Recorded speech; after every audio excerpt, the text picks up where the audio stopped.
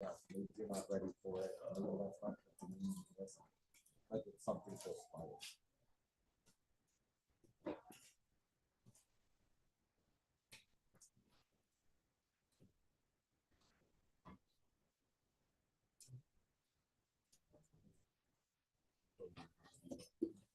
Which is, if you look at the black section of the upper here, Right. which part of business?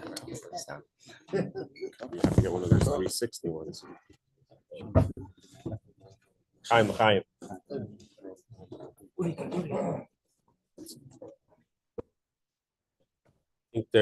think that when I'm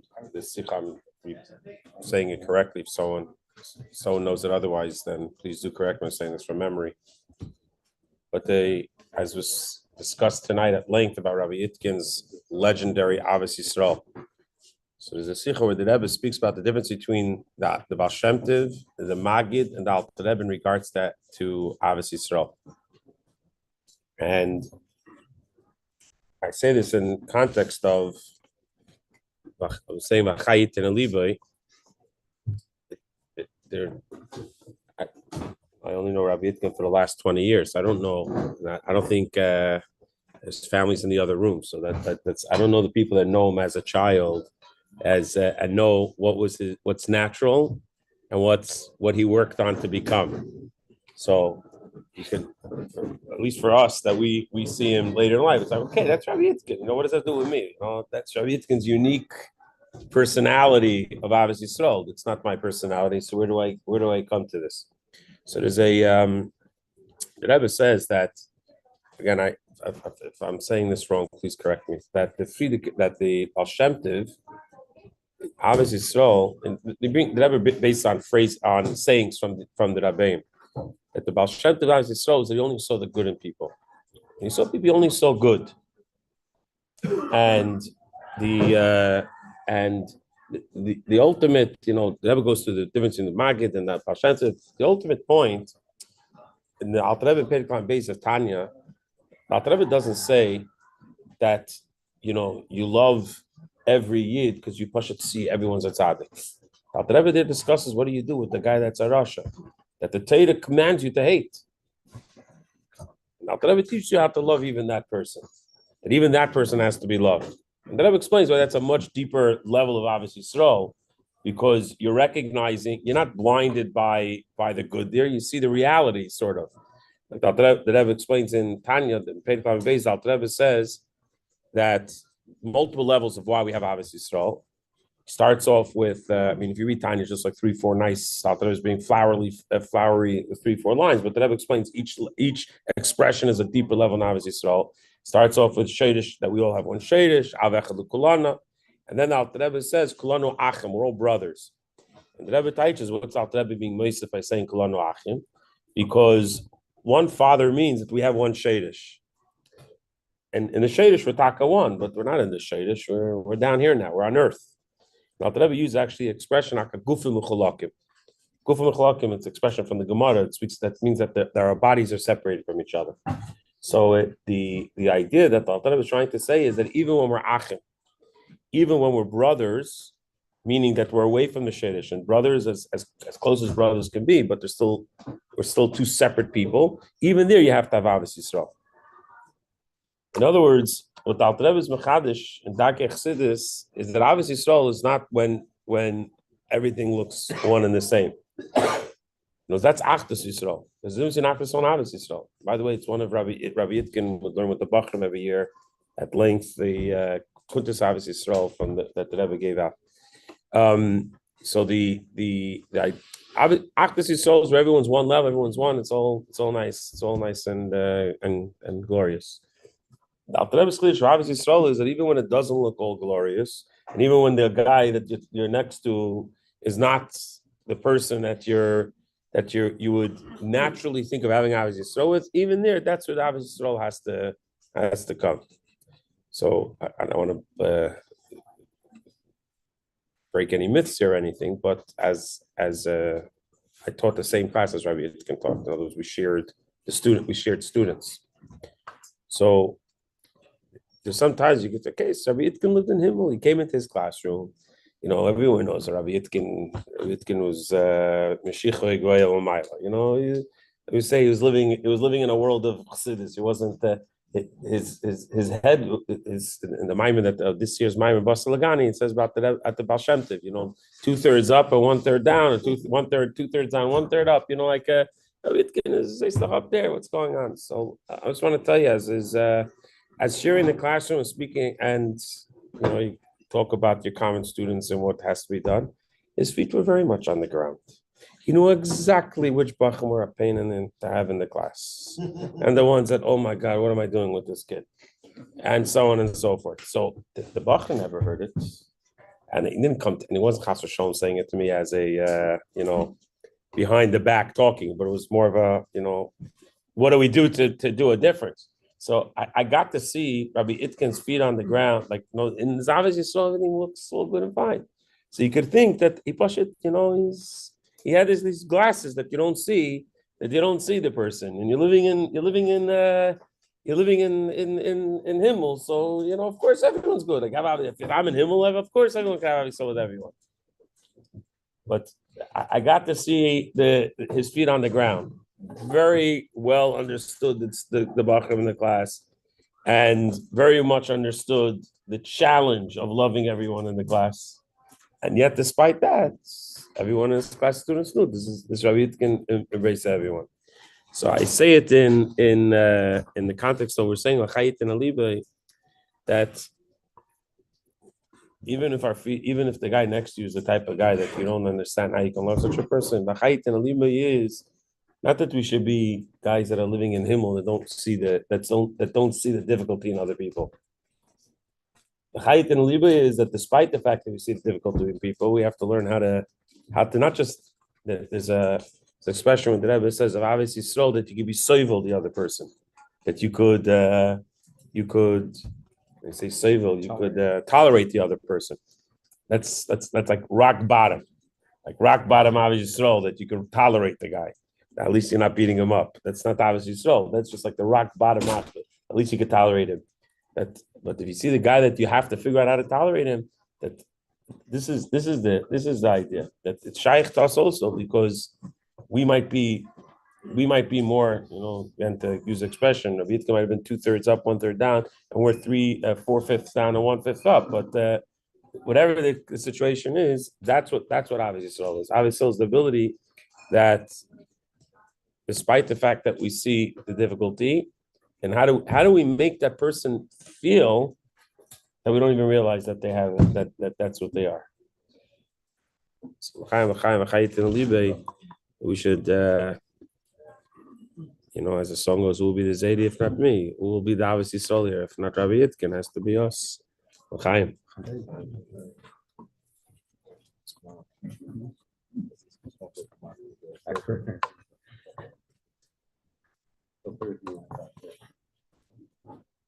Inei matei umanoi sheves achim yochad. Inei matei umanoi sheves achim yochad. Triyadadayo, mama, triyamay,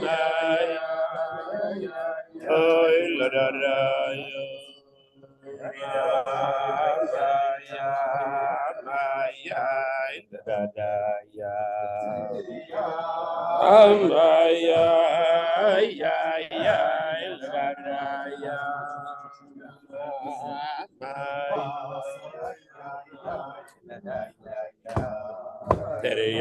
Mama ya yo maya maya yo maya mama ya hine mate.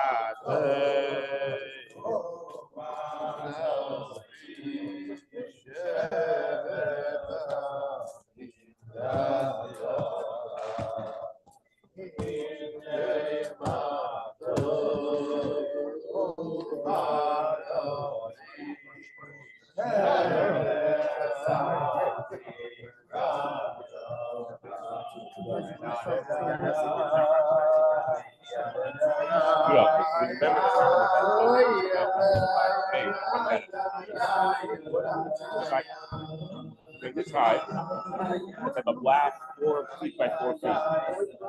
Little.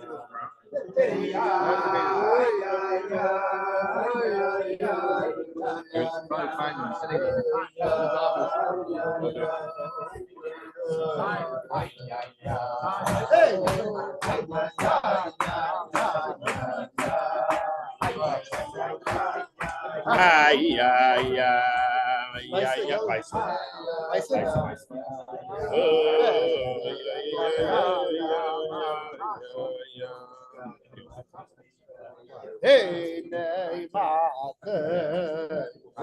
my God.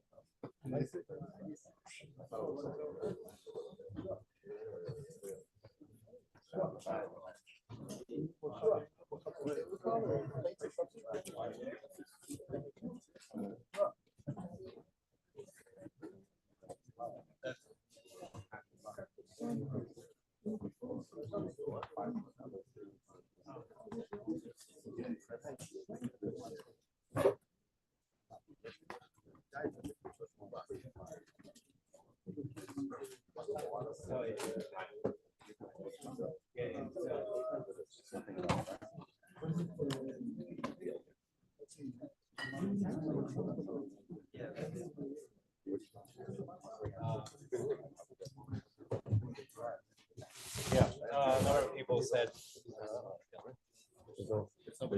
There's nobody on. Okay.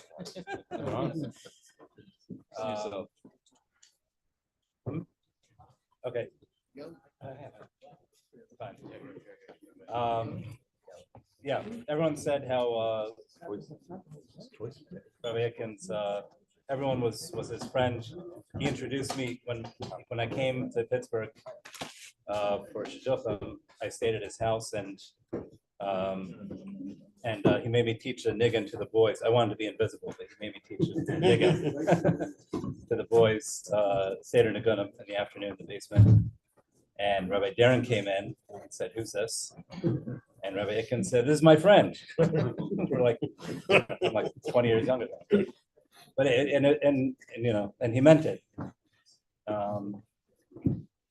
Other thing that we've been thinking about was not only one of the speakers mentioned is Rabbi Itkin's tremendous. I mean, everyone mentioned Rabbi Itkin's obviously Israel, Simcha, and Menschlichkeit, but even more than Menschlichkeit, the respect. And that's definitely something we can't all be as friendly as Rabbi Itkin. I have sometimes tried. Backfire? But no, it didn't backfire. I just didn't try hard enough. But the tremendous respect that Rabbi Itkin had for everyone, and like Rabbi Alpine said, it was not with like ignoring, the negative side of anyone or looking at everyone as if they were perfect or anything like that. And everyone on their own level. And with the Bachram also, it was not just friendliness, but really a true respect. And with the leaders in the community, in terms of what Saul was saying, right? In terms of shalom in the community, and the way that we saw that Rabbi Itkin treat everyone in the community, everyone on their own level, with tremendous respect and tremendous kavod.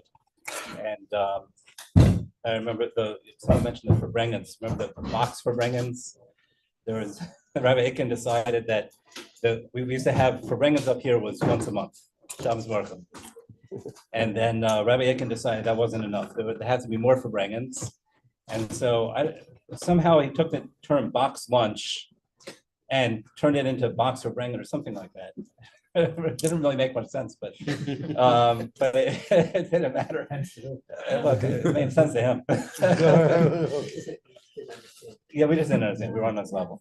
So he started that in the basement, and then I remember Rabbi Rosenfeld didn't like that like there were some people at a Farbrengen and other people weren't. It wasn't exclusive. It wasn't. But you kind of had to know about it, or maybe people didn't feel. So then that Farbrengen had to come upstairs, and the whole community had to have a Farbrengen. That's how the weekly every Shabbos. And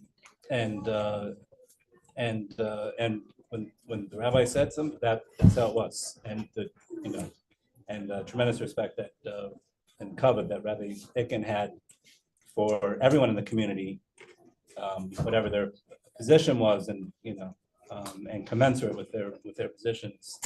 Definitely something that we could all overcome.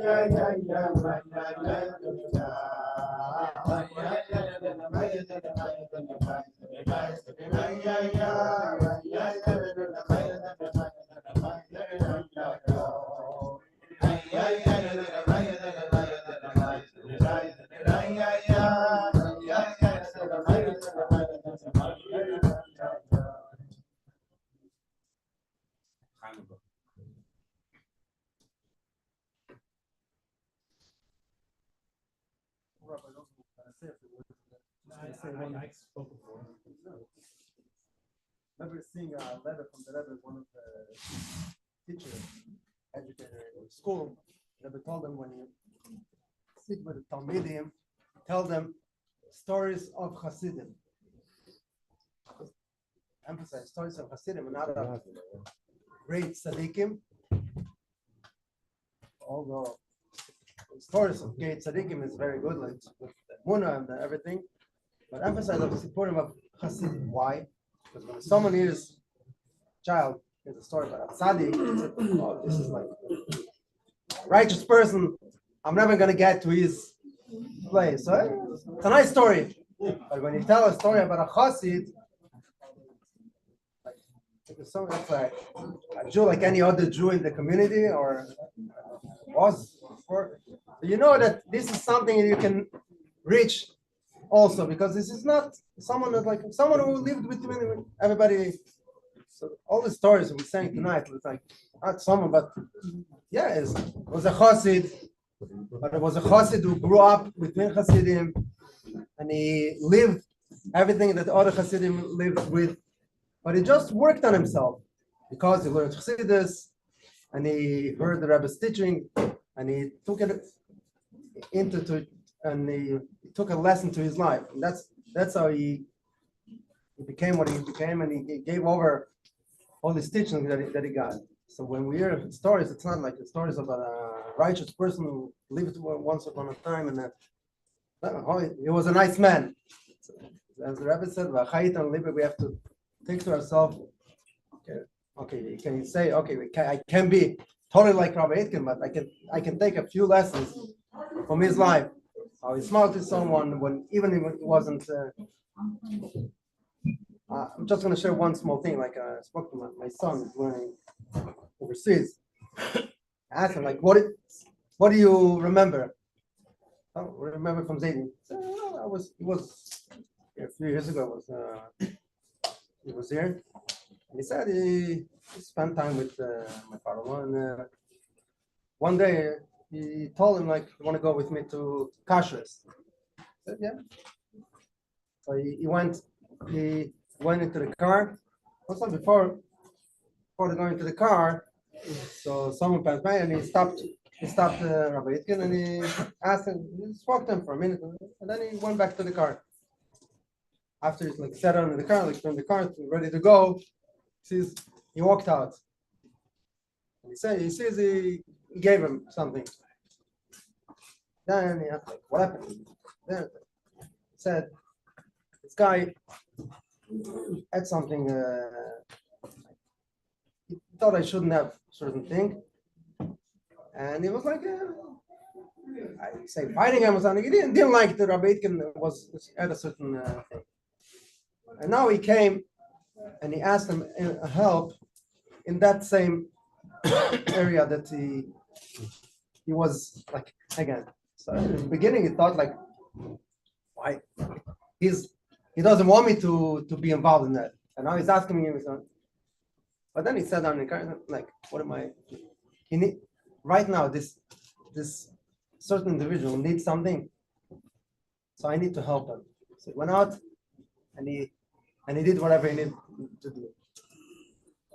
What is it? It's someone who lives with a thing, like he has to live the way Hashem wants it, that everyone should live. So he puts aside certain feelings. Even he was absurd. You see, he was a person like anybody else. He felt something like he's like you can say, like like he's asking for the same thing that he doesn't want him to have. No, he worked on himself and he gave him whatever he wants. So that's where everybody can learn for his own life. Whatever we're here, we should take a lesson to ourselves.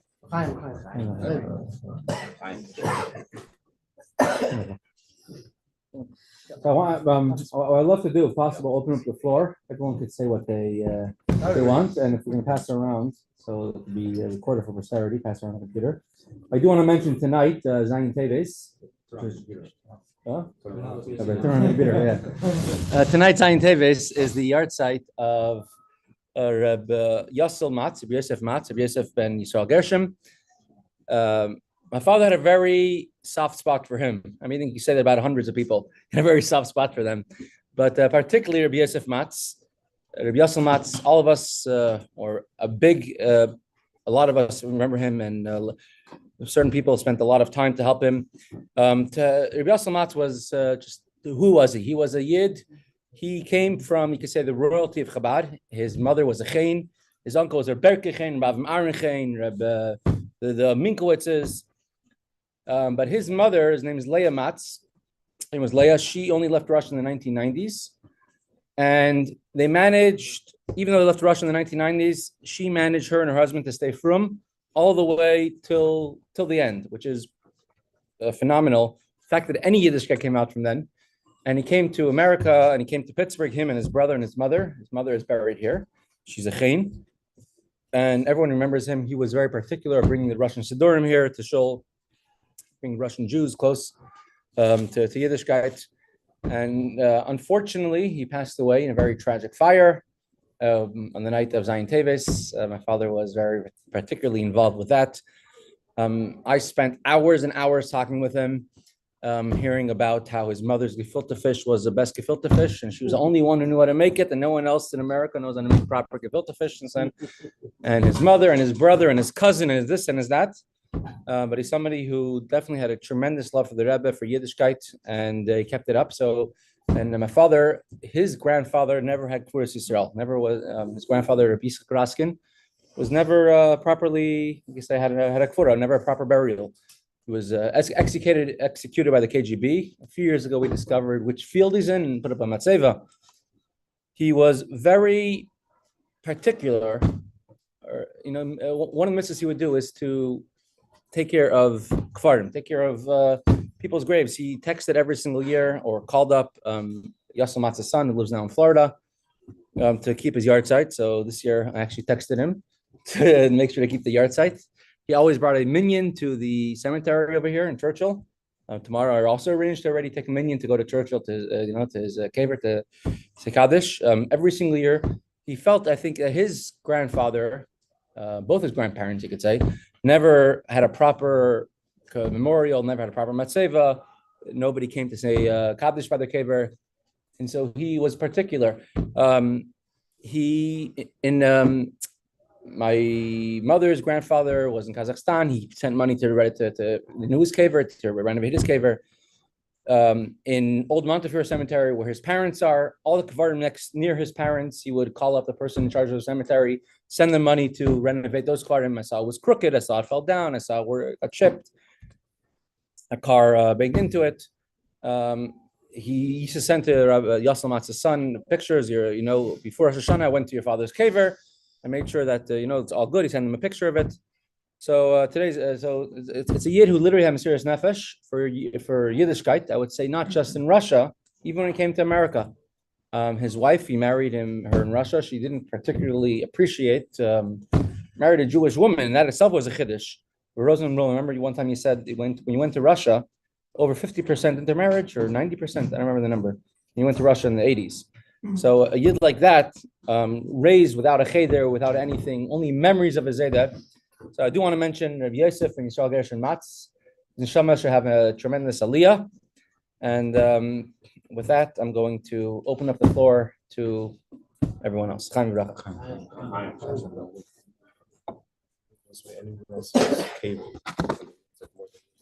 Yeah.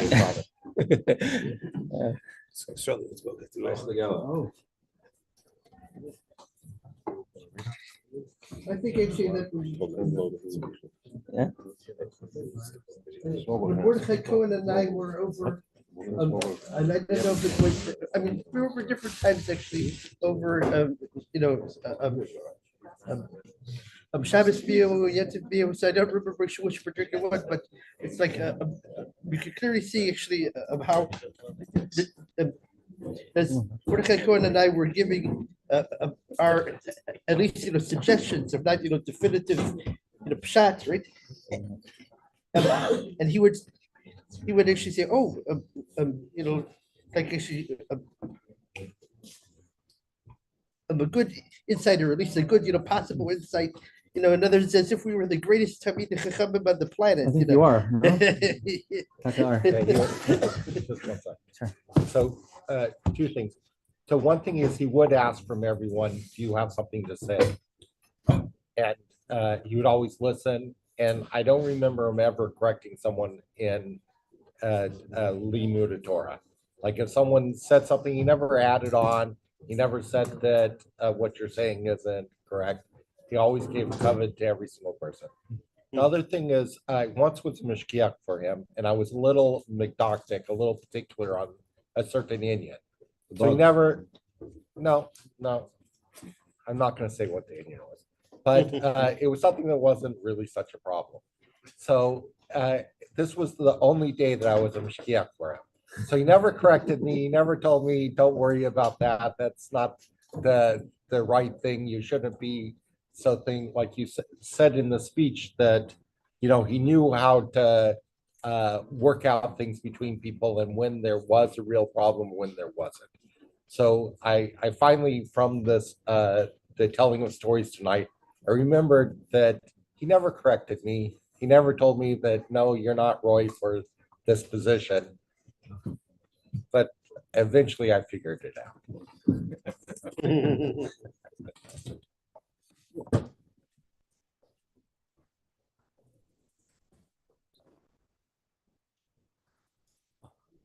A very good friend of my father for many, many decades, Rabbi Vogel. Say l'chaim. You don't say anything else, just l'chaim. L'chaim? L'chaim? Bicycle?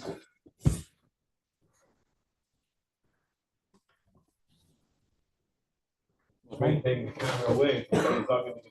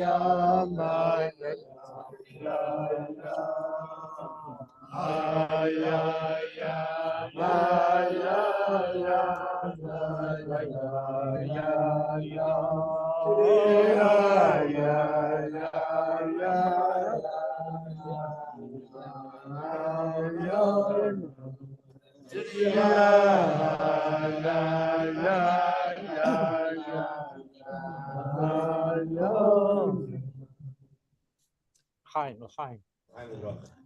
In Pirkei Avos we say, "Az boishes panim legan Eden, az panim legehenim." So I heard something very beautiful. If somebody is a boisterous panim, very gentle, very careful, this person could survive only in Gan Eden, in a place that everything is perfect. But if a person is an Azponi, inclusion, is going with the higher, he could survive even in Gehenna. He could change the Gehenna. We're talking about Yosef Yitzchak, or he was the person, nothing was in his way. When he saw somebody, the person got melted just from his smile, from his warmth, from his highest, everything. Always follow the Rebbe's footsteps. Don't think about the negativity, not about yourself, not about other people. And even sometimes there are issues and things are not so easy. Don't let your thoughts and your feeling be involved with all of this negativity. Think what could you do? What could you do? We don't have time for this. That's what he was. As ponim legehem.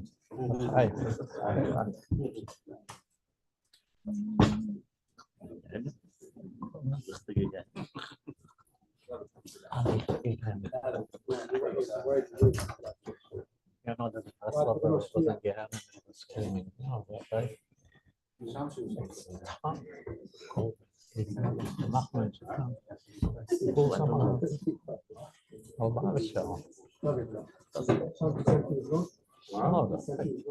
Time kid.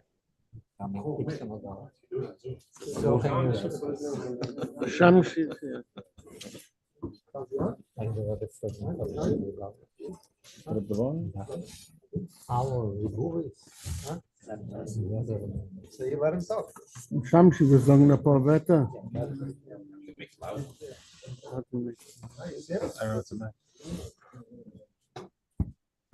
Time kid. Chaim. Levi, Yirmi Cohen. Everybody heard you.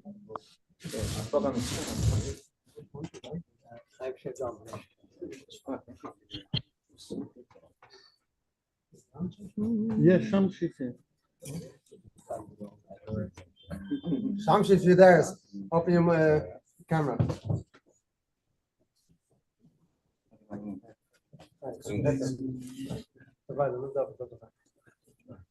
Hear me big?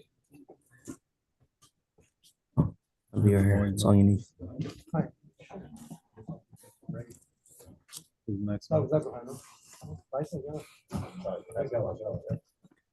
How you say pin? Yeah.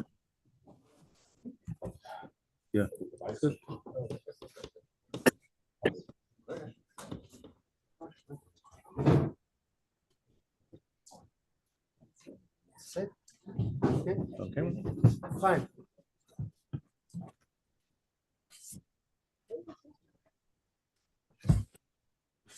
Here. Hear me, you're You're big now. Mr. Rudolph, is that Mr. Rudolph? Hi. Shalom Aleichem, Rabbi. How are you? Aleichem shalom. Thank God. Chaim Bracha.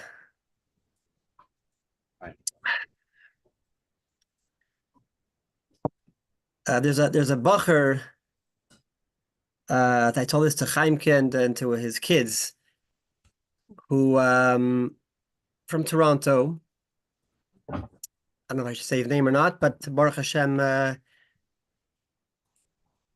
rest is history. He calls me up, and my father, he wanted to go to Pittsburgh for yeshiva. So he's a very talented Talmid Chacham, and basically I called up the yeshiva, and there was this Baruch Hashem no room. Baruch Hashem, Pittsburgh was a very popular place for. Anyway, so it's exploding, and I guess there are They were taking, they took local Bachrim. So that's pretty much that was the conversation. So I called Rabbi Yitzchak. I said, Rabbi Yitzchak,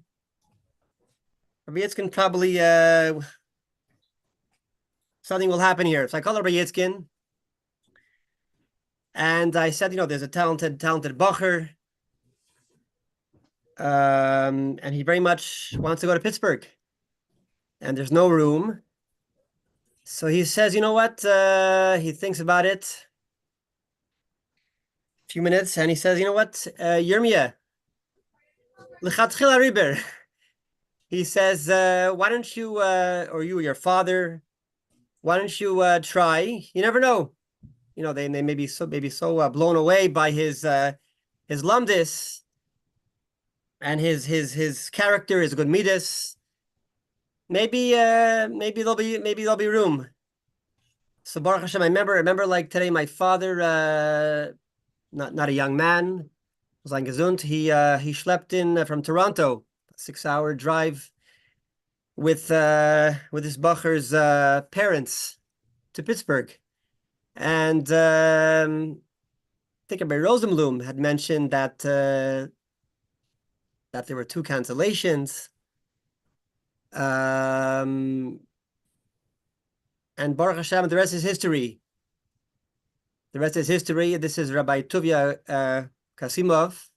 I'm not covering all the details, but if not for Rabbi Itkin's push, and saying to go, that he should go, he would not have gone to Pittsburgh. So Rabbi Itkin definitely has a tremendous chus in this Rabbi Tuvia Kasimov, who's a big goin and a based in, and thought I'd share that little light in there. So l'chaim. L'chaim bracha. We miss you here in Pittsburgh. Me too. Thank you. Me too. Another little thing. I once asked Rabbi Itkin. It was like, I guess, the end of the year. There was a hockey game or Steelers, or maybe it was a soccer. I forget, a football. One of those. I think it was hockey. Not soccer. And yeah, with all due respect, the Maple Leafs are much better than maybe not. Anyway, so I told Rabbi Yitzchak, I guess there was a ticket, and I told Rabbi Yitzchak, I'm going to this hockey game. It's a bit tough, Shin Mem Ches, I guess. And that's it. I just letting him know. I was staying by his house.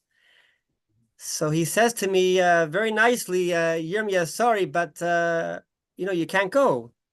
I said, well, why not? Like, all excited, the end of the year.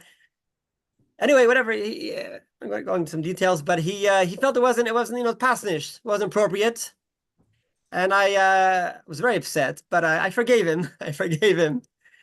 But I thanked him. Yeah, because it wasn't sort of that particular, I guess, environment wasn't maybe the most appropriate.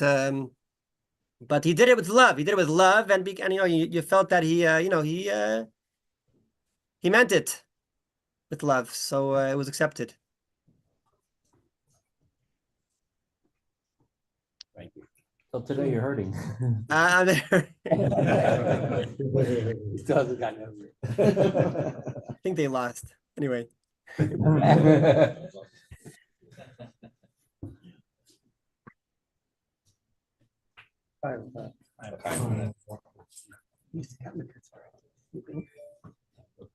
You visited my father. You've been a few times.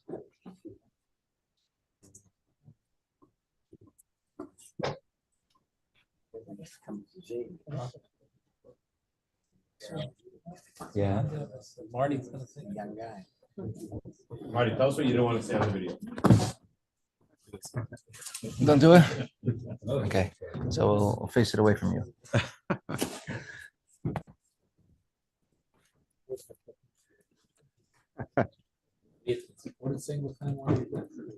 What do you think? I think you know the answer there. You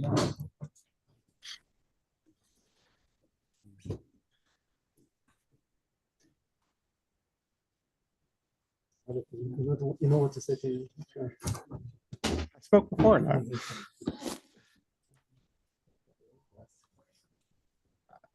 Just all the things that everyone said, all the same things that I'm wearing. I think, the derech eretz, the friends of everyone. But he was a student he was a good student. Made him a good teacher. He learned about everyone. He loved your story. He made you feel like he was, invested in you.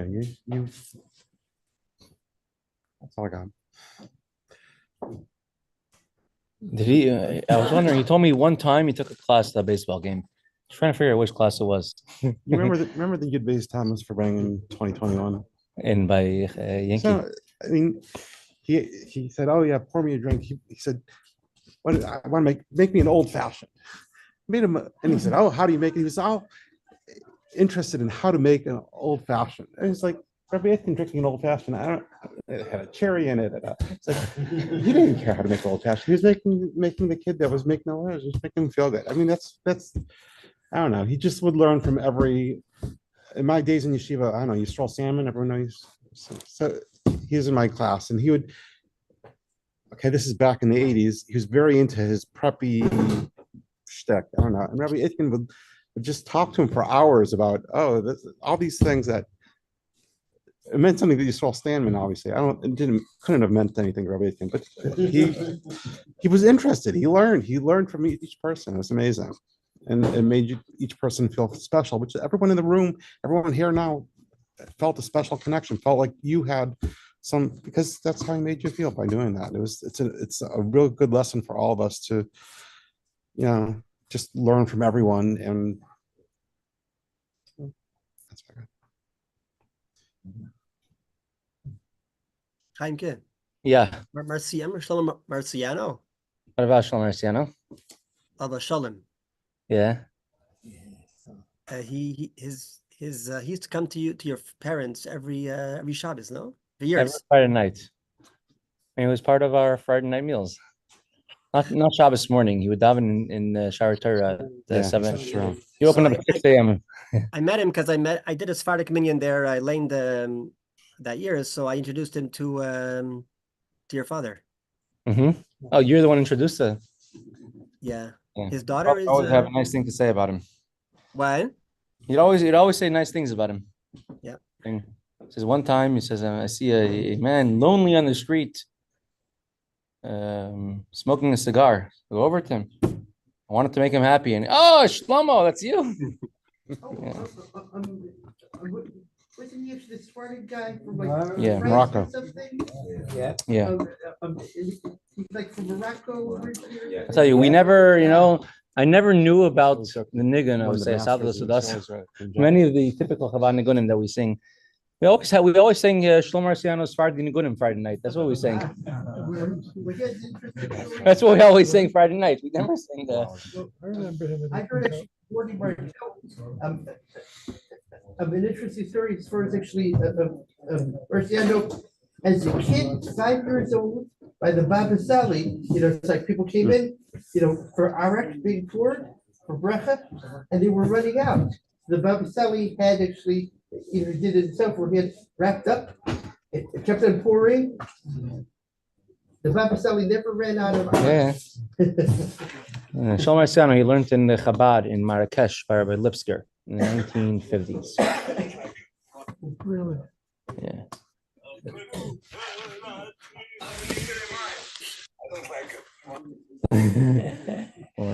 He came to my house before he died. Yeah. Yeah. I don't like Weinstein. Who's that? Right behind. Who's that? Oh, him. Yeah, sure. Sure, remember him. Yeah. Great guys. Yeah. Chaimke, his daughter is still is connected with your house. Yeah, she lives in Cleveland. Yeah. Yeah. Go over to Rabbi Weinstein. To Rabbi Weinstein. Died shortly thereafter. Okay. Yermi, you have l'chaim near you? I do. Okay, so let's say l'chaim together. With a kohen, your kohen give a bracha. L'chaim bracha. Chaim bracha. Yitzchak ben Meir. Better. You for your family. Okay, what do you have l'chaim? Weiser. Rabbi Weinstein, your brother was a bus driver in Richmond, right? He was the camp bus driver after I did. And you were also a camp bus driver? Yes. So say there was, you become a camp bus driver, then you send me to yeshiva, and you go to the next one. Something like Send that. him to yeshiva. Something like that. Got Something it. like that.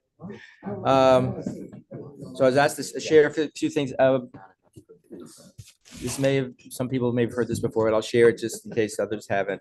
I actually met Rabbi Itkin in the summer of, it was the summer of 1980. Right out of Kollel, he went to Richmond, Virginia. He was the program director for Richmond, Virginia Chabad. It turned out they felt it wasn't the right place. They were only there for 1 year. And then that next fall, they came here in 1981. So at the time I was a college student, and I was going in college a few hours away. It's called Virginia Tech. And the story of whatever happened with me, I'd finally that summer, this is the summer of 1980, decided that I wanted to check out Yiddishkeit for the first time. And so I was going to go on Shabbos. I wasn't going to carry anything for the first time. I wore a yarmulke, which was a very challenging thing for me to do at the time. And I walked 5 miles to the only frum shul in Richmond. And so when I was there, once I got there in the morning, I was staying for the rest of the afternoon. I'm not going to walk all the way back. So while I was there, a young rabbi walks up and says, "Hello, I'm Rabbi Itkin, and would you like to learn Torah together?" It was in Richmond, Virginia? Richmond, Virginia, yes. Oh, wow, he was everywhere, wasn't he? Yes, he's everywhere. And yeah, the only two children they had were the husbands are sitting right here. Connie was 2 years old and Shana was a baby. So and so learn Torah exactly what I wanted to do. And so that starting that week, we went to the Chabad house at it's called the Lubavitch Center there. And it wasn't quite the Farbrengen. If anybody knows Richmond, that building wasn't there yet. It was just another kind of building there. And he opened up these thoughts for the week. And the older people here know what thought for the week was from Rabbi Kagan, all the shalom from Detroit. And based on Parsha. So he opened up one and we would learn that. That's the first learning we did. And in the process, we got very close. I used to then start going over to their house for the meals after the Shabbos day. I remember one time that again, my background, I had not had a bar mitzvah ceremony in my life. I never really learned Hebrew properly. In third grade, I learned the sounds of some of them. I didn't even know the names. And so one afternoon, he says, "Come here, sit down in the living room. There's some space." He had this blow up beach ball with all the little olive base on it. I guess he was playing with his 2-year-old at the time, that stage in life. So he said, "Sit down." So he sits down with me and takes the ball and says, "Olive," and rolls it to me. So he says, "What's next?" I didn't know. So he said, "Base." Oh, base. And we went through this thing and I learned olive base that way. Again, I think that this really reflects on the true love he had. We bonded at some level learning Torah. I was a college student learning physics and mathematics. I don't think he could relate to me quite that way, but his Ahavas Israel just overpowered everything. And he and his family just sort of embraced me and took me in. And he later that fall purchased tefillin for me for the first time and arranged it so that I would go to Begisha that winter. This is all his doing. And so that Begisha solidified my decision to be Chabad. Then later, Purim came. At what point did you become religious? I claim I'm still never religious to this day. I don't like the word religious. I'm still not religious. Yeah. Don't worry, I'm slowly won't make you religious. Yeah, I mean, that's a long story. I'm not going to get into that story right now. But so then by the summer, they had already left, but they arranged for me to be part of the Gan Yizu camp, which I got very involved with. And the end of that, he'd already arranged before he left for me to go to yeshiva. That was Ben Azman between Tisha B'Av and Elul. So I went to Morristown for the first time. And I knew that at that point I wanted to go to yeshiva, but I had 1 more year of college to do. So I went back there. My senior year in college, now the Itkins had just moved here. They were in a new position. And so I was considering maybe coming for a Shabbos. I wasn't that far away. It's a few hour drive. I happened to have a roommate that was a private pilot. So we were going to do this cool thing and fly his airplane over the mountains and come here for Shabbos and stay with the Itkins. Turns out there was big storms that weekend and it just got canceled. So I never made it here then. But Shloka Pratis was years later, Hashem sent me to Pittsburgh. And of course, we're very excited to see the Itkins here and reconnect. They're like family, really. He and his family did so much to get me where I am today, really. So anyway, L'chaim said, Chai Yitin Aliva, My father used to repeat always from Rabbi Kranz in Virginia, Richmond. He would say that your shlichus is to see every single Jewish living room in Richmond. That's your job here. Well, there's a few people he hopped. He said he was there for 1 year. It was one of his most difficult years he ever had.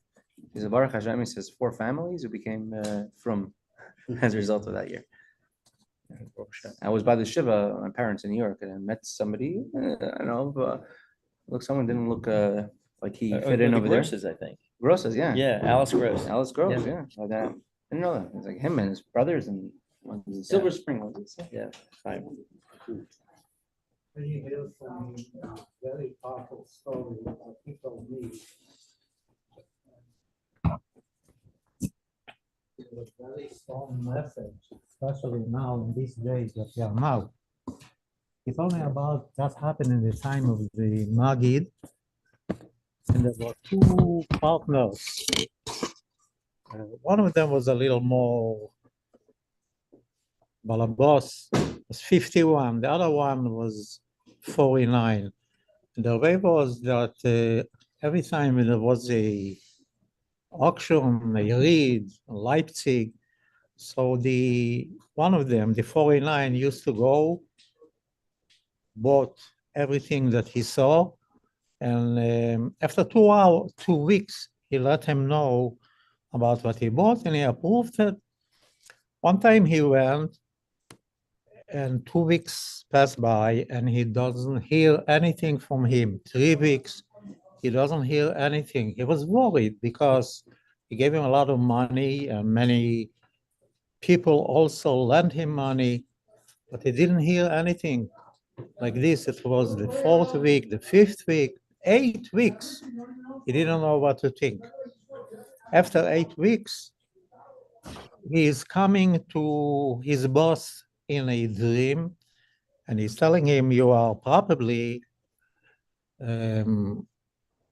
thinking what happened to me. So I want you to know that after 2 weeks, I was in one town, and I was in a shul, and suddenly he said he felt physically bad, and he passed away. Nobody knew who he is, but he was a Yid. So they buried him in the Jewish cemetery.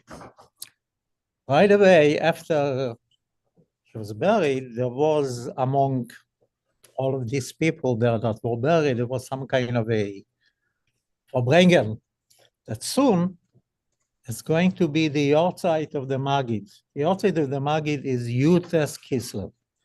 That happened before the Alter Rebbe was in jail. And at the Yortzeit of the Magid, he's coming all over the entire world, every cemetery, and people that were connected to him, he's calling them to come with him directly to his Heichal. Amazing thing. And it was very short before Yutes Kislev. And here, Yutes Kislev is coming, the Magid is coming, and he's calling these, and he calls him. He was completely surprised because he had nothing to do with the Magid, no connection, nothing. Why is the Magid calling him? But of course, he didn't say anything. He followed, and he went in the Heichal of the Magid, which was really a chorus, something that cannot be described. And it was very good for him, but he was so scared. He knew that he does not belong there. Any second, somebody will come to him and tell him, you don't belong here, even though it's Elohim Emes. So he was hiding in a corner for a week, 2 weeks, 3 weeks. It was an unbelievable oineg, but he was afraid. 8 weeks passed by. Nobody is telling him to go out. So he knew that this is not a mistake. He felt more confident. He went to the Magid and he said, Rabbi, thank you. But why? Why did you call me? I never had any connection, he said. So the Magid said to him, listen, my son, you think that you didn't have a connection, but when your mother was pregnant with you, she came to me to ask for a blessing. And that create a permanent connection forever. This is the story that he told me. Powerful story, especially now that we are around Yud Shevat. His mother came to ask a blessing when she was pregnant with him. We are Hasidim. Not only we ask a blessing from the Rabbi, everyone did so much what the Rabbi wants. Not enough, but so much, learning Chassidus and doing it to other people. Look of Rabbi Itkin and everyone, every Chassid. So we have to know that the Rebbe is with us forever. Doesn't matter. Should never, the Rebbe is telling us in the Maimer from Yitzchak, it has to be Shtus Dikdusha. What is Shtus Dikdusha? Sometimes there are people that they feel they don't deserve it. They are failures. They are not successful. So the Rebbe is telling you, it's not true.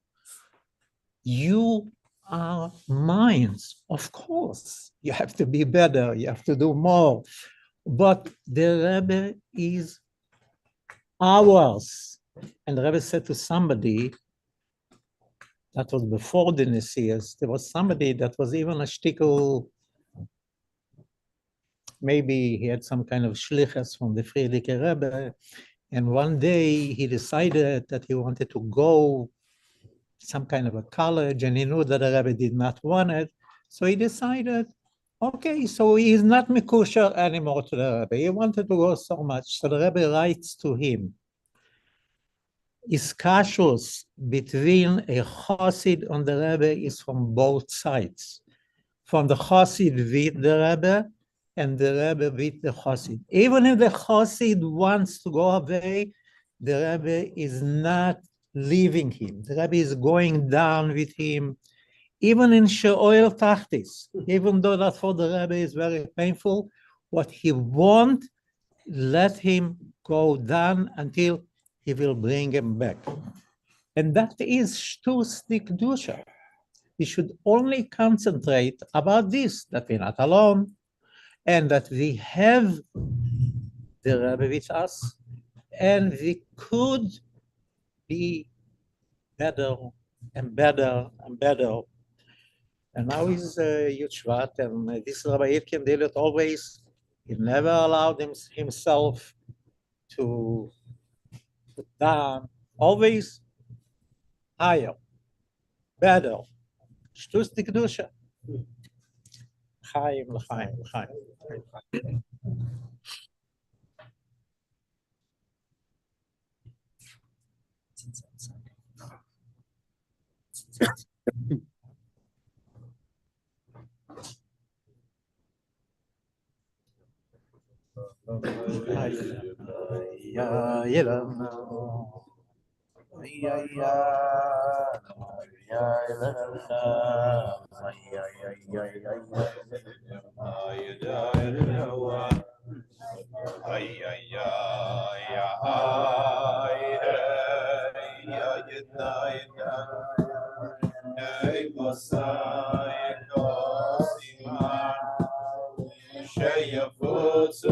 Hey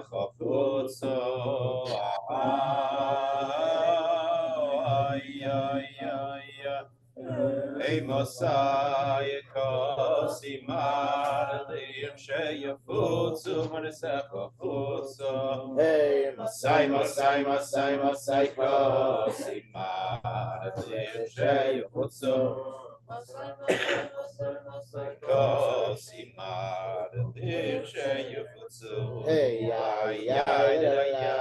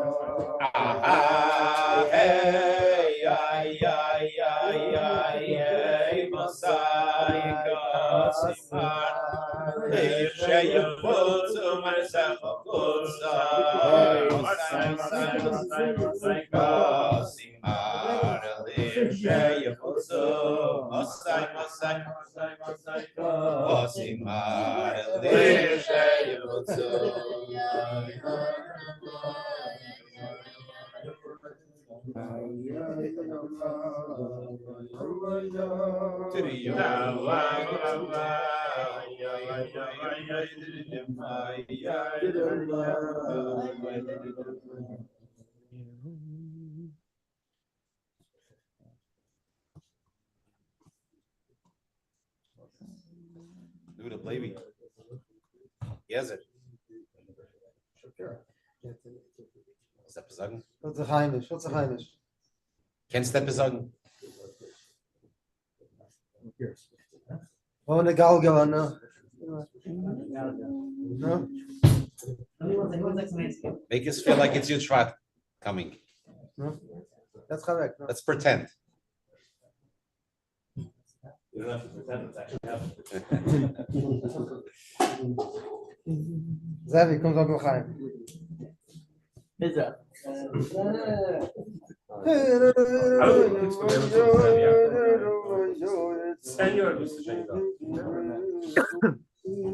Chaimke, you there? No?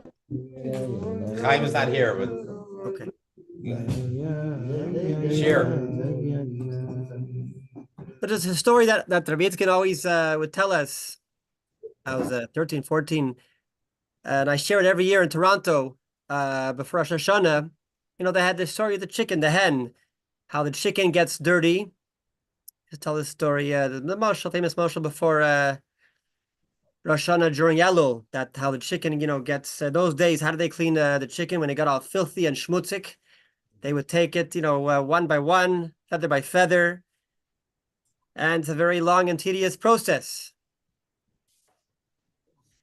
Comes along, you know, the chicken and gives a one big, or you know, one that you give a tickle to the chicken. And what happens?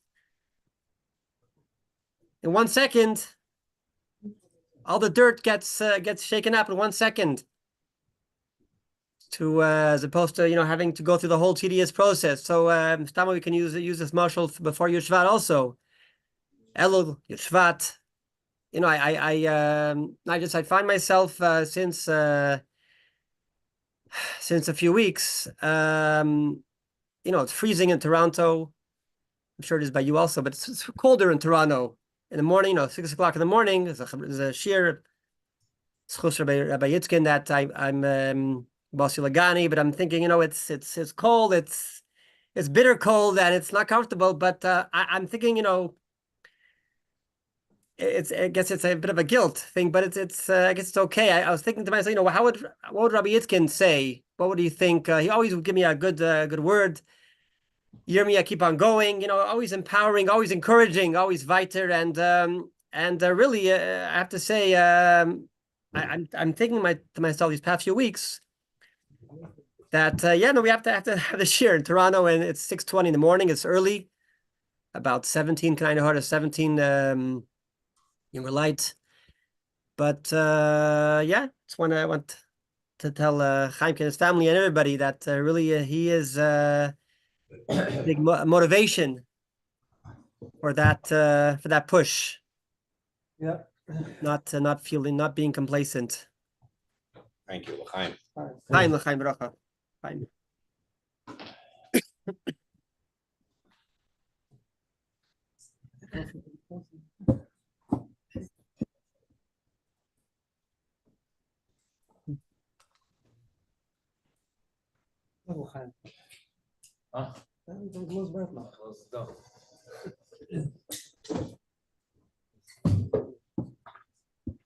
Here for the agents yet. I'll say that. I'll say that. What? Nothing. Sure. You wrote an article in the True. Right. In red. Red.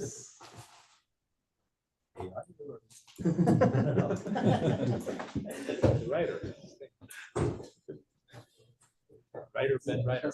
Hey, I know already, Rabbi. What would you say?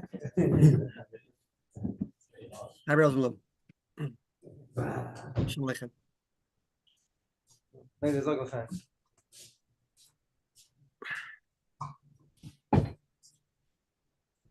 It's only something. Call me the seltzer. Not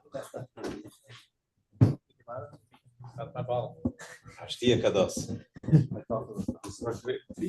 I don't think it would have ever gone for Pellegrino over this. Nice color bottle. Huh? We're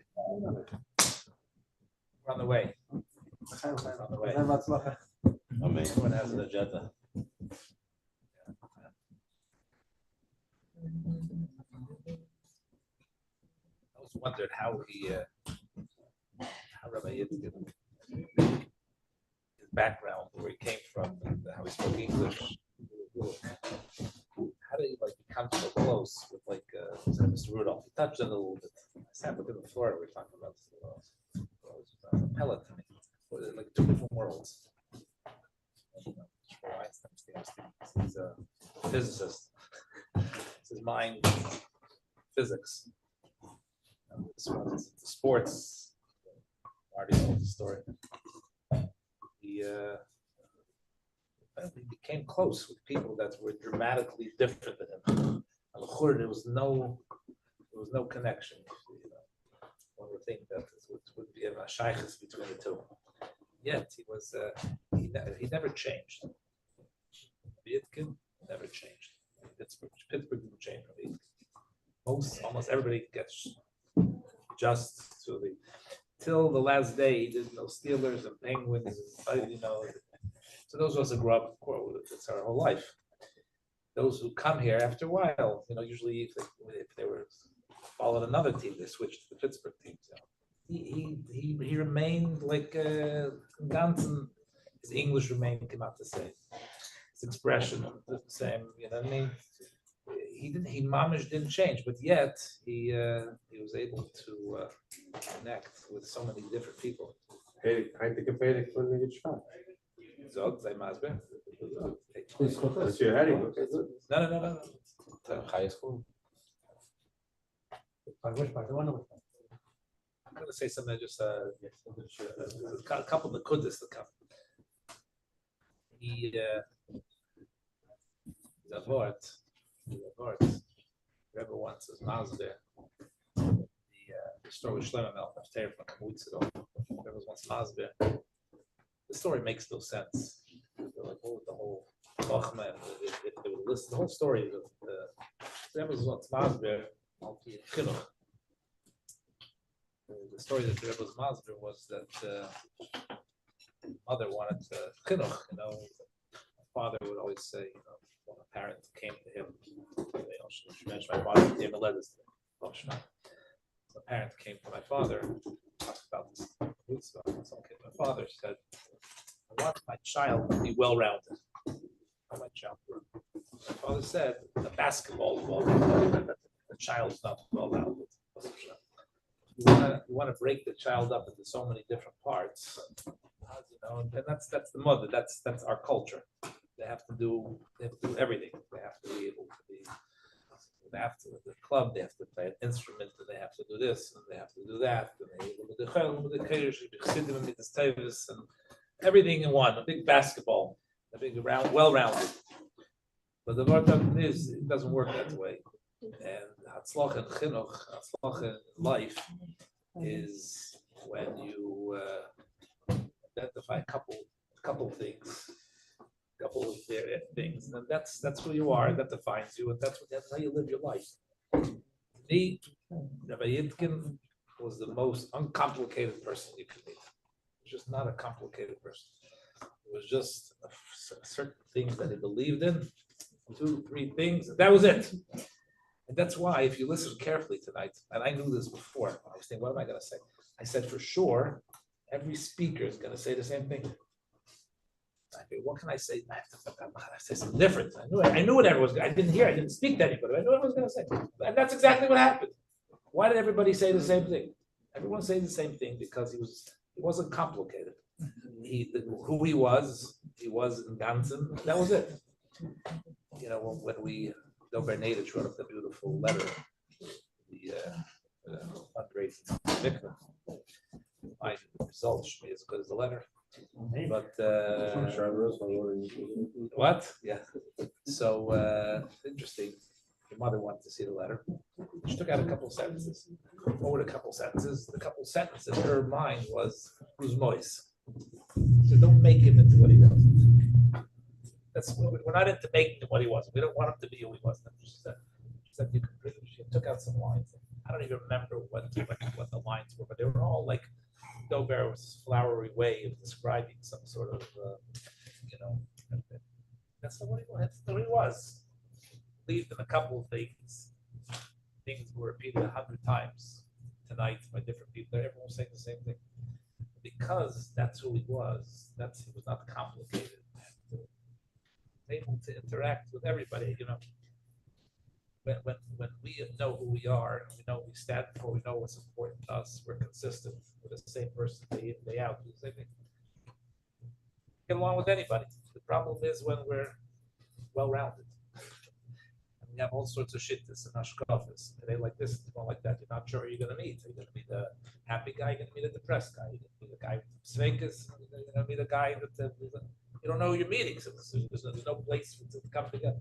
Rabbi Itkin was absolutely, and he was like that, by the way, when he was I didn't see him as a guy, but he was lying in bed. It was the same Rabbi Itkin there also, the same exact thing. In fact, he started talking to me certain things. Said, maybe we should stop talking right now. My thoughts, I shouldn't talk. Same the kudus, the same oasis, the same. So he got along with everybody. Neighbors will help that as we prepare for the Shevat. It's a good time. We'll get to the second point that Rabbi also wants to know who we are, what we stand for, not to be cut up in too many different pieces, to be less complicated. Very, that's that we can, the Abbas Yisrael and the Achaz Yisrael, it's easier said than done. But if we know who we are, then there's a place to, but if we don't know who we are, then another person for sure doesn't know who we are. It's that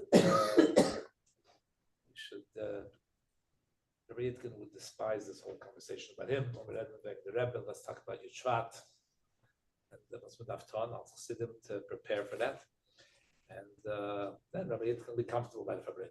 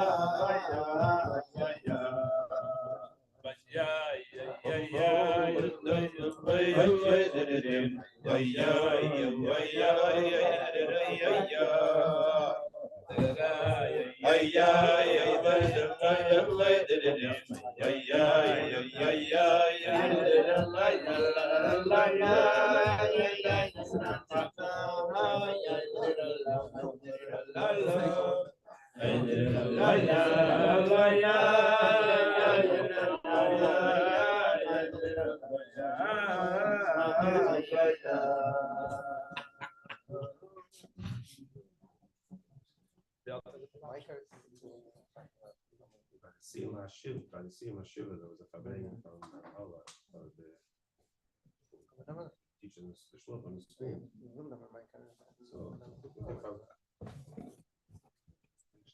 But the fact that there's pratim, and then there's the yesod that everything is about. Everything was about obviously. It wasn't about obviously. So it wasn't about simcha. It wasn't a what's like it's a chassid. He's a chassid ben muhusay, durch and durch a chassid. The emes lamita.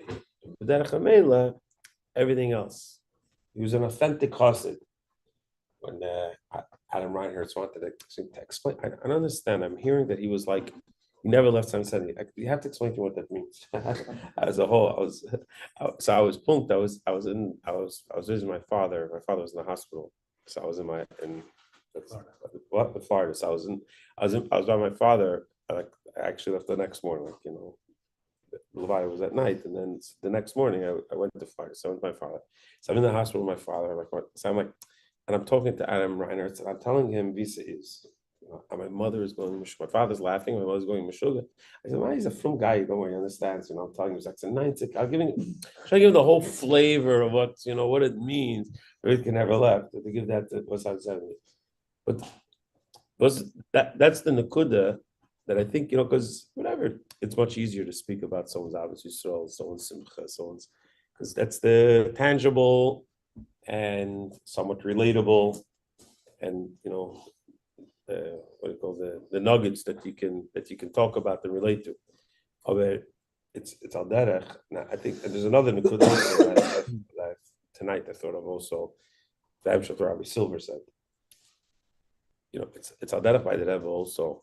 If you go to the Welt at large, you talk about the Rebbe. What do they talk about? Talk about the Rebbe, about Shlichus, about the Meis, obviously saw all the great Sachen. And then you have the people that appreciate that as though the Rebbe is Torah. So you have, first of all, the Rebbe's Torah is unfortunately less known than the Rebbe's Pulis.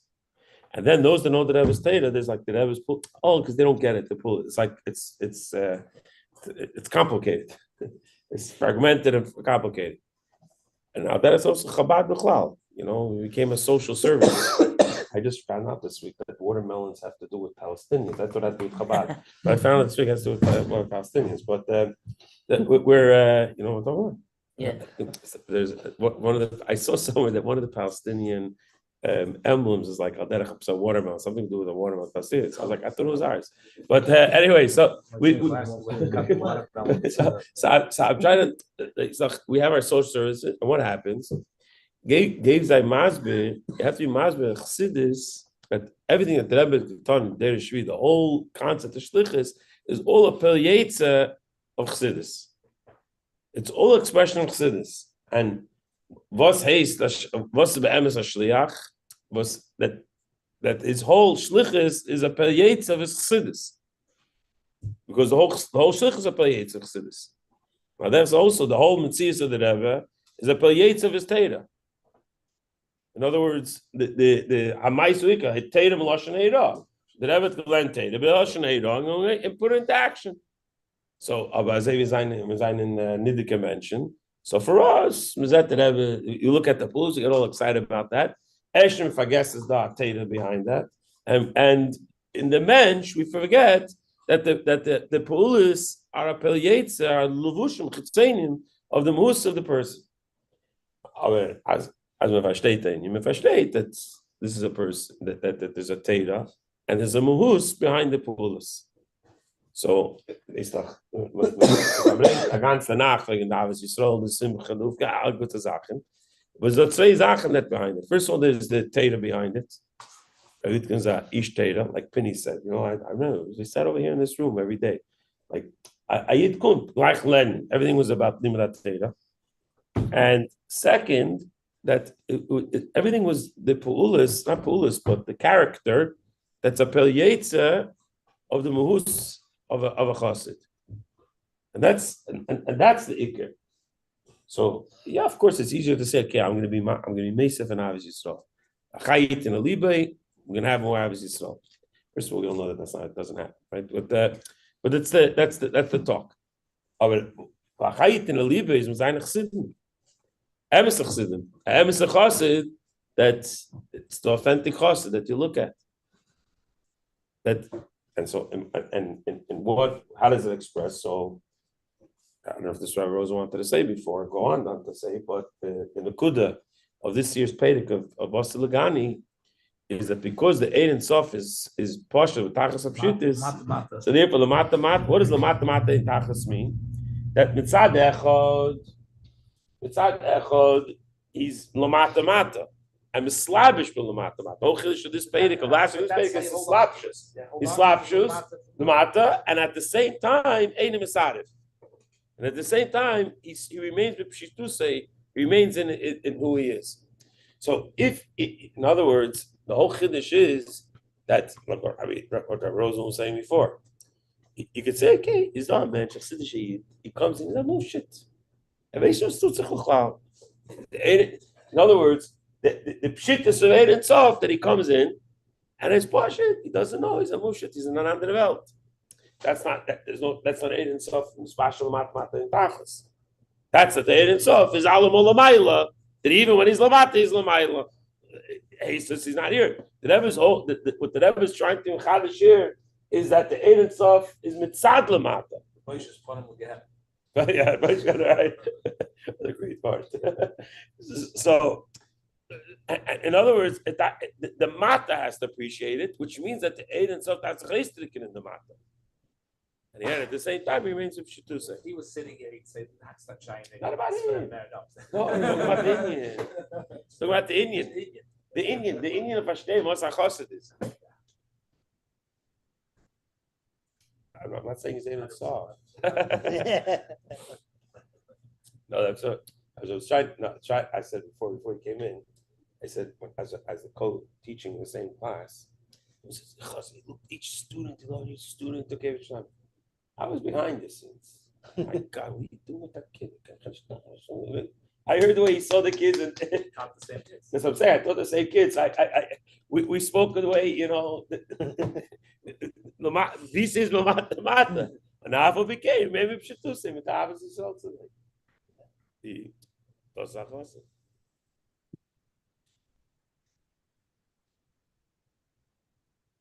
But the kinders, my mother in the back was telling me what to tell the reporter. Tell him that he should just see as a mechanech that he was in Pittsburgh and alles seine Kinder, chassidische Kinder. That's they have to know. That's what the reporter should say. Das ist ein Chassid. Gehad wird alle seine Kinder, seine chassidische Kinder. That means that you're a chassid.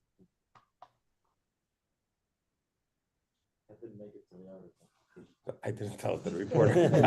I said, "Not talk to him." I'm not talking to reporters. I said, "Talk to him. He's a nice guy."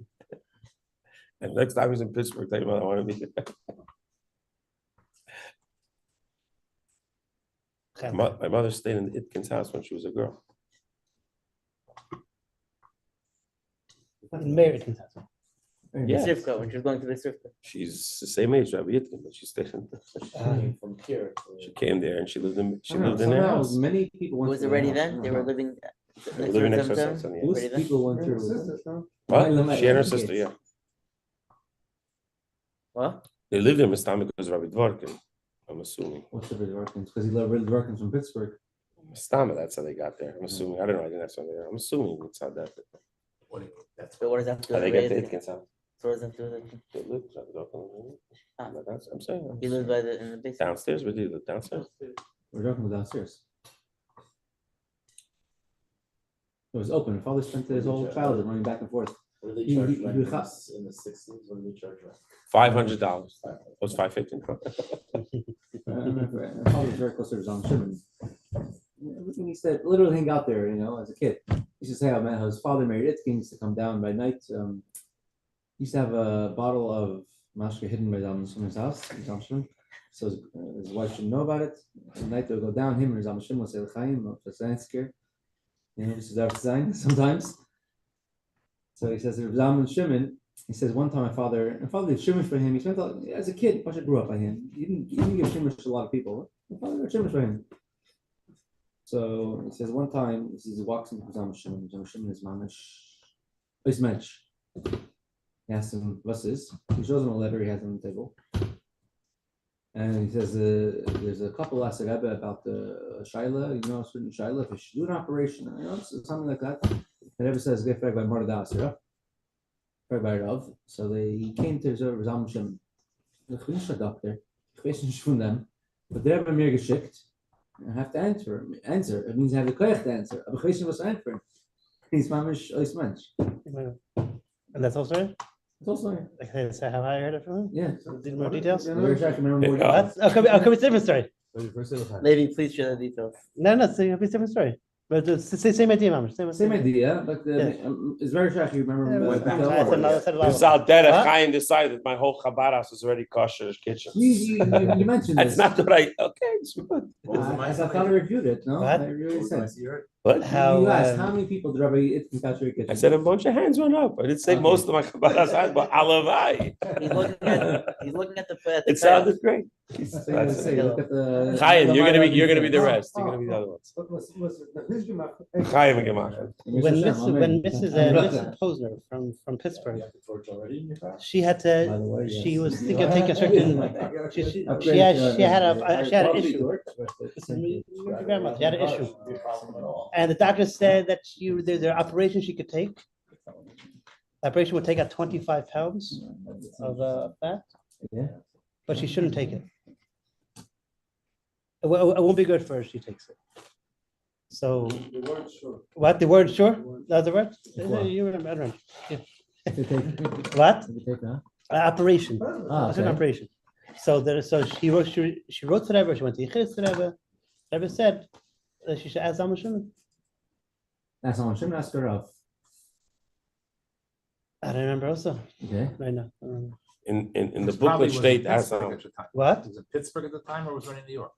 The Pashas was Pittsburgh, but I don't want to say. I don't know. I said I don't know. I don't remember. Even if he was in New York, they were close with that. They're opposite. Right. So he asked her questions, and he said, "Okay, you should do the operation." And they took a 25 pounds, and she lived, and it saved her life. And he said, "You see from this, as he's telling the shver, how you see him siyata shmai fanarov." Yeah.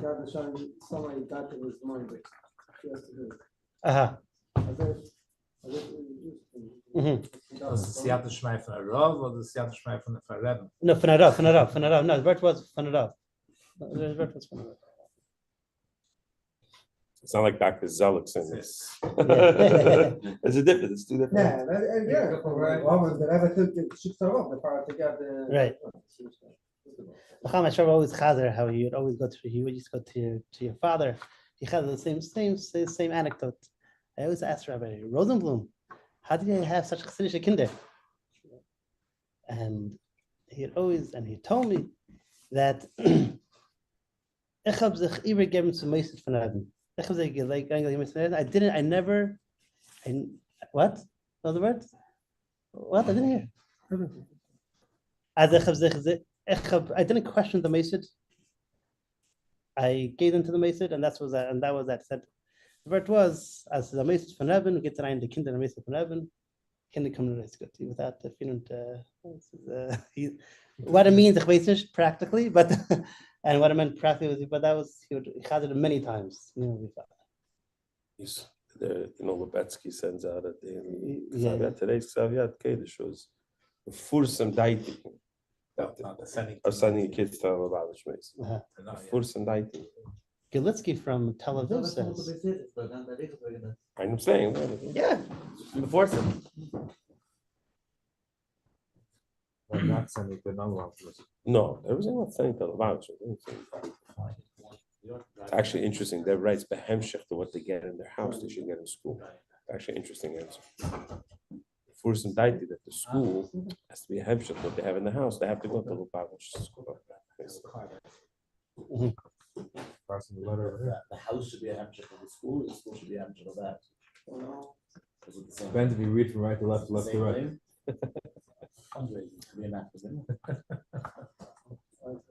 The pashtus that I was assuming that someone's asking him, so the house is going to be the school.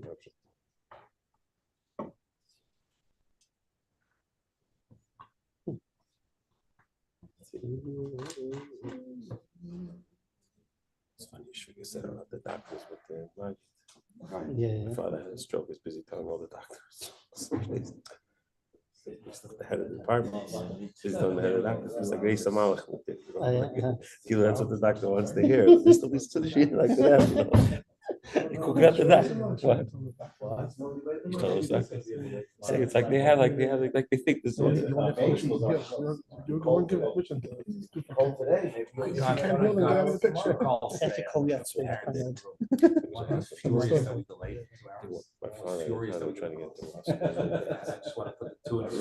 have a conversation. Schools the hemshech of both houses.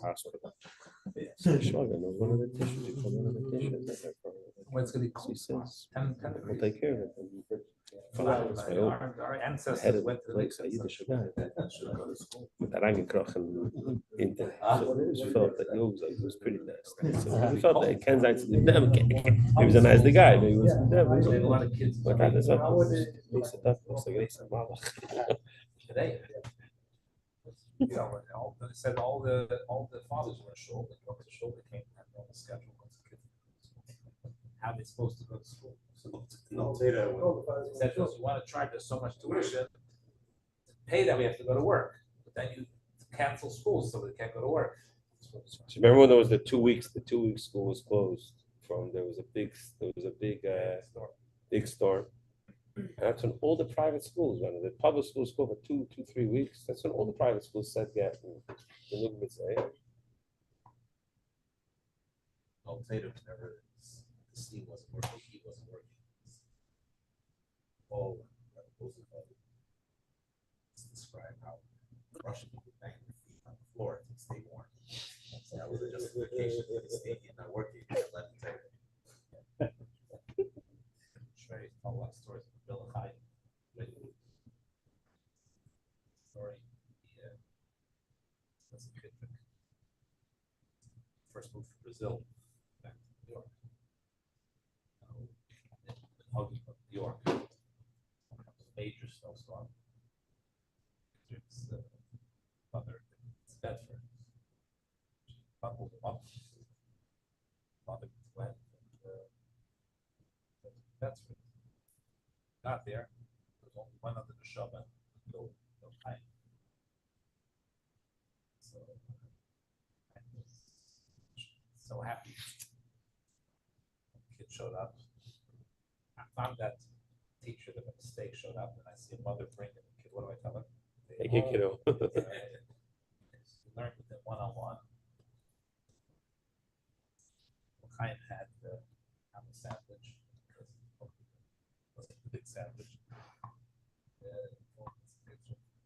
Half to do at lunchtime. Half and all like that. Sandwich. Then old Mrs. Mother came 4 o'clock, picked them up. Who closed schools? So, sure, I told a lot of he was Used to talk a story about davening, count the words of davening like you Very count effective. dollars. That's what used to talk in that story from another time. Never? Yeah. Tell the bar. Sale the werkte van davening met zelt te laden. Zelt geld. Friedrich ever said that the words by all kinds going to have the Shema.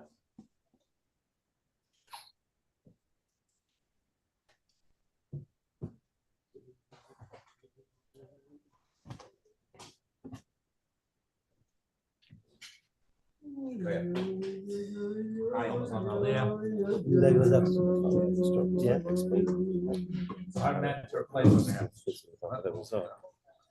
lamp. Life just is one way. The minute you want Onward and to upward.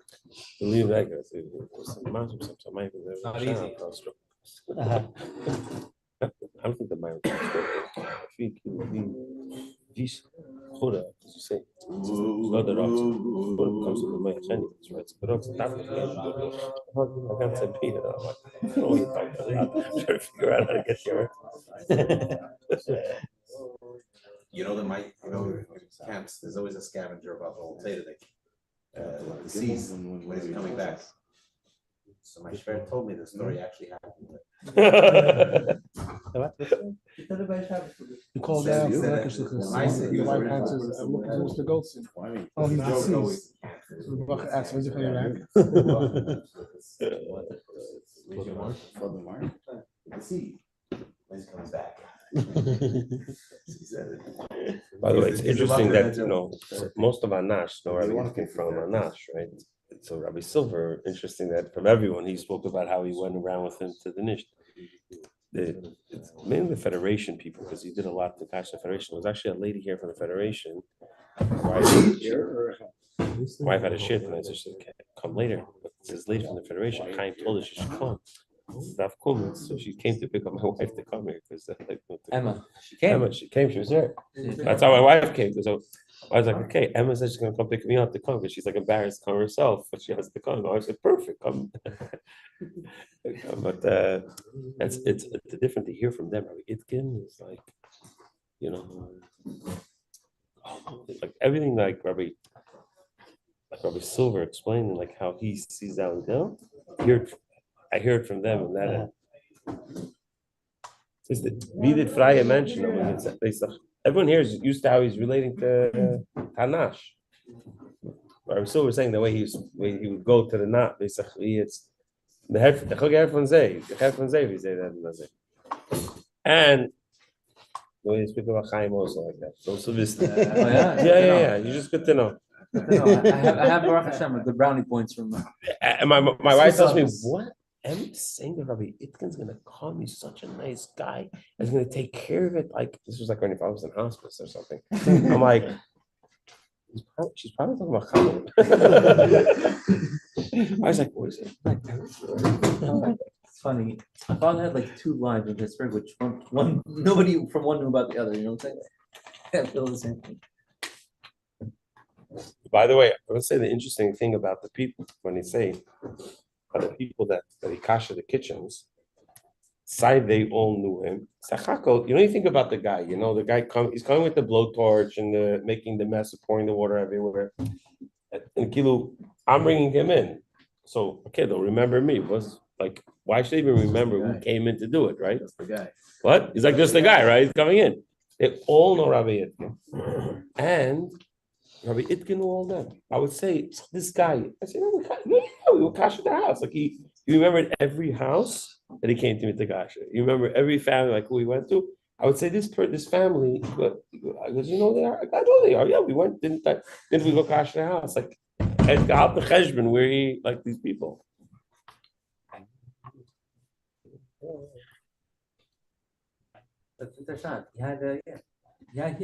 I will say, Chaim, he never made an alarm go off with me. I don't know about. Listen, when he went to you, he was already 25 years experience. I'm talking about you. Okay. I'm new to the game. What's a showers? No, Matzah showers. Chaim says he's gonna come cash to the kitchen for Pesach. I said, okay, say that. He'll come. I'll go to him and I'll be there. He calls me up. He calls me up. The fire alarm went up. I said, how do you get into the building with Chal? He's in there. He's blowing torching and set the fire alarm off. You just pick up the battery. Not everyone knows how to disconnect fire alarms. No, my father pastored a certain country club. Country club called him back up. There was damage in one of our things. You have to pay for it. So my father says, okay. I just want you to know three things. First of all, I didn't kasher a single thing. It was your chef who did it. My father wouldn't kasher it. You make the chef kasher it. Second of all, we didn't even do that piece of equipment. Third of all, was something else. But whenever he would kasher, he wouldn't touch it himself. The other guys kasher it, and he shouldn't be correct. He learned from his mistakes, other people's mistakes.